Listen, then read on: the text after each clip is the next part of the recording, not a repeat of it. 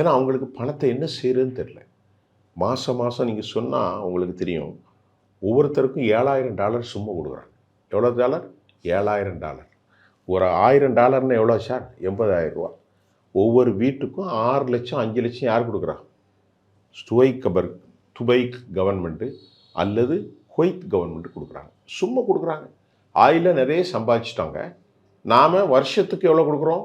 மாதம் $1,000 உரிமை தொகைன்னு கொடுக்குறோமில்ல, இது அவங்க 5 லட்சம் கொடுக்குறாங்க.